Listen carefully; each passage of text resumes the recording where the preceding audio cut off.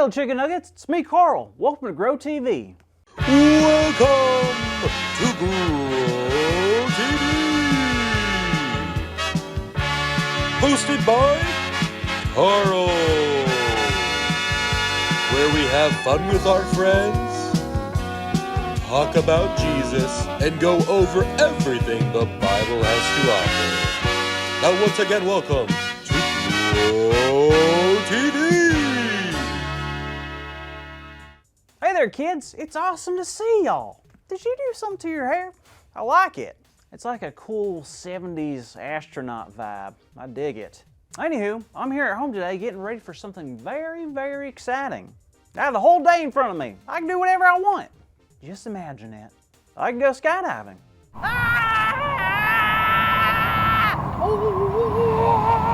Or I could go to a football game. Woo! Go football team! Go sports! I love sports! Yeah! I can go to the opera. I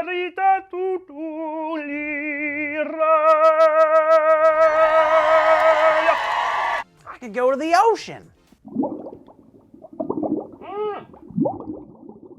The world is my oyster. Or if you're allergic to shellfish, then the world could be your hush puppy. I'm telling you, today is the perfect day. Nothing, and I mean nothing, could go wrong. Oh, goodness, I thought I turned this off. Ah! No, this can't be. This can't happen. I can't believe it. Yo, my day is ruined. I just got word that it's Hoogenduber season. Y'all don't know what a Hoogenduber is? Okay, well, you're lucky. A Hoogenduber is an exotic bird here in Florida. They're super colorful and really pretty to look at, but don't let that fool you. They'll fly in your hair and mess it all up. So bad to the point that you just have to shake it all off.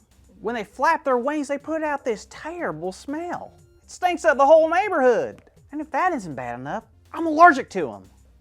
This is awful. I wonder how long they'll be outside. Let's see. Are you kidding? It says Hoogendubers nest in new areas up to 4 weeks? Oh no, I'm stuck in my house for weeks? This is terrible. What am I gonna do? Maybe I'll watch some TV. Huh, it's not working. Maybe it's voice activated. Turn on. Hey, don't yell at me. Ah! Well, no TV. I just don't know what to do. I mean, I could try reading, but I don't like to read. Well, it's either that or contemplate every decision I've ever made and fall into a deep hibernation. Reading it is. Now, what to read, what to read.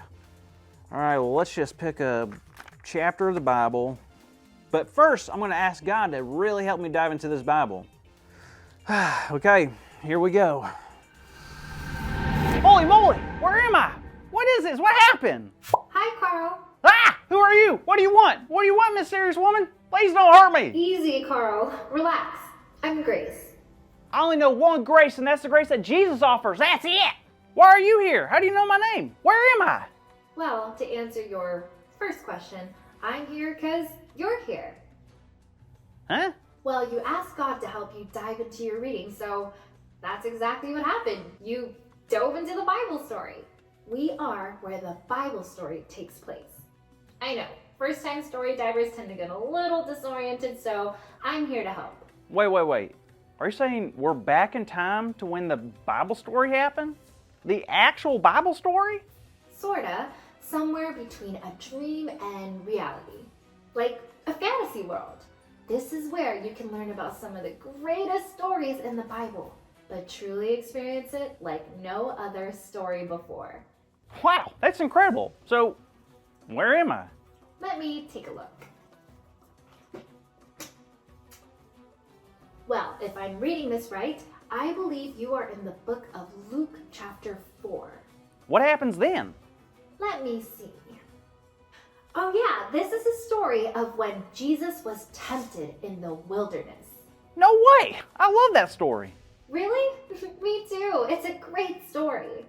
Well, walk me through it anyway. This story takes place right before Jesus began his ministry. He was probably around 30 years old. Wow, so what was Jesus doing in the wilderness? Seems like he had a pretty busy schedule.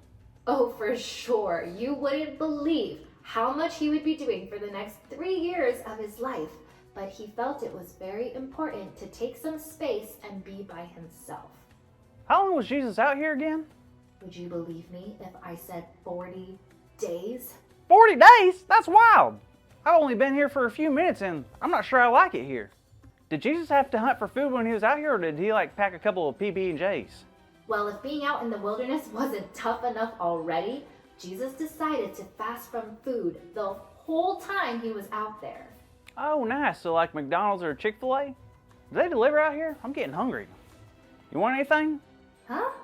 Oh, no, Carl, not fast food. Jesus fasted from food, as in he chose not to eat while he was out there in the wilderness. Are you kidding me? No food? I can't go 10 minutes without having food. So Jesus spent 40 days in the wilderness without any food. That's quite the accomplishment. Oh, but don't you remember? That's not all. While Jesus was out in the wilderness, he was faced with some really tough challenges. Something more challenging than not eating for 40 days and sleeping outside? I know it seems unlikely, but yes. You see, Jesus was tempted several times during the story. Wait, Jesus was tempted? Just like how we are tempted? Like the times when we get the urge to do something that we shouldn't do? Exactly. Jesus was tempted to turn a rock into bread so he could finally have something to eat. But he chose not to do it because fasting was very important to Jesus. Wow. First off, a rock into bread. If I was tempted like that, I don't know if I could have been strong enough to say no. Don't eat the rock, Carl. Jesus said to the devil in Luke 4:4 that people should not live on bread alone. Oh, yeah, that's a lot of carbs. No, Jesus meant that obeying God was the most important thing. So Jesus stayed focused on God instead of giving in to what the devil told him to do. But right after that, it says Jesus was tempted again. How? He was brought up so he could see all the kingdoms in the world and was told that all of it would be given to him and he would be in charge of all the people in those kingdoms. All he had to do was just say the word. Well, what did he do? He said this, "It is written, worship the Lord your God and serve him only." Man, being out here, I can only imagine how tough it was for Jesus. I mean, for him to turn down the glory that was being offered so he could stop suffering and just have it easy. Was that it? Not yet.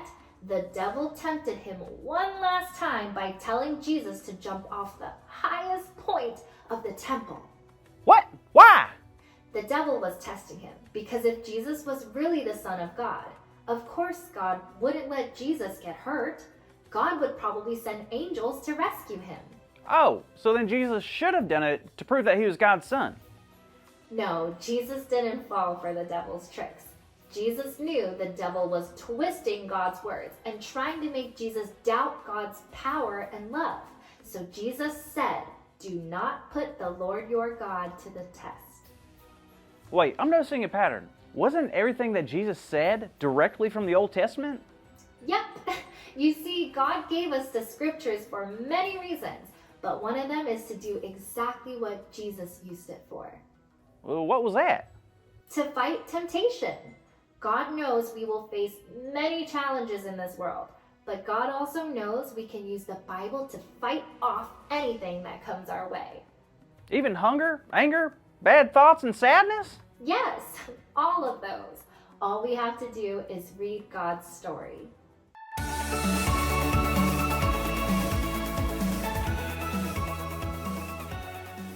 Well, hey there, kids. Wasn't that story a page turner?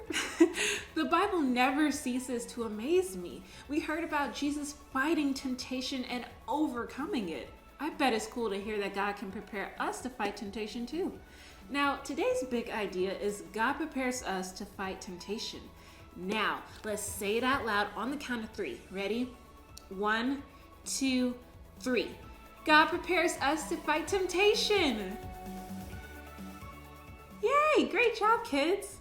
Now, I'm going to hold on to this promise because I've been tempted lately.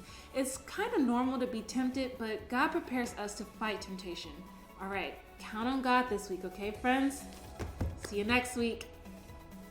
Thank you for watching, and tune in next week for a new episode of